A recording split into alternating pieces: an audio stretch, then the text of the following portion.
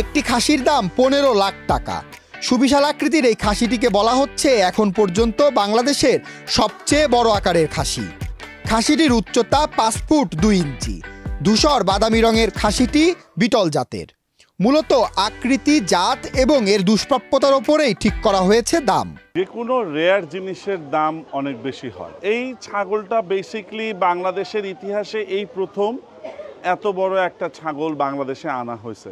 175 KG ওজনের খাসিটির খাবারে রয়েছে রাজকীয়তা।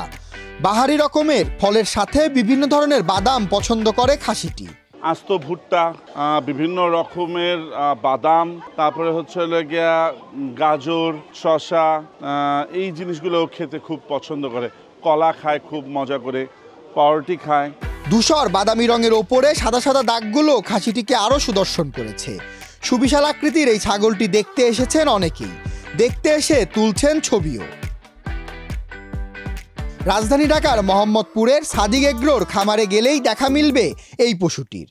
কুরবানির ঈদকে কেন্দ্র করে বিক্রির উদ্দেশ্যে যশোর থেকে আনা হয়েছে খাসিটিকে। যশোরের এক খামারি পাঞ্জাব থেকে এনে এটিকে লালন পালন করে। এটা বেসিক্যালি যারা আনে তারা নিয়ে আসছে হচ্ছে পাঞ্জাব থেকে। আমরা তাদের কাছ থেকে কিনে নিয়ে আসছি যশোর থেকে।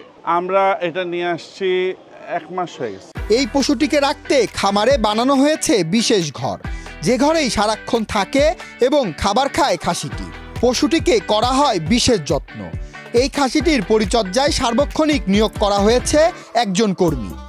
ও একটু ঘর কোণে টাইপ, আমরা যদি ওকে ছেড়ে দেই এখনই দেখবেন যে একদম সোজা ওর ঘরে চলে গেছে, অন্য কোনো দিকে যাবে না।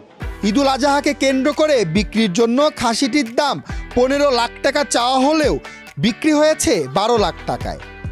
ধানমন্ডির এক ব্যবসায়ী কুরবানির উদ্দেশ্যে কিনেছেন পশুটি। আমাদের আস্কিং ছিল 15 লাখ টাকা, বাট এটা বিক্রি হয়েছে তার থেকে একটু কমে 12 লক্ষ টাকায় বিক্রি হয়েছে। খাসিটি বিক্রি হলেও ক্রেতা নেননি নিজ বাড়িতে।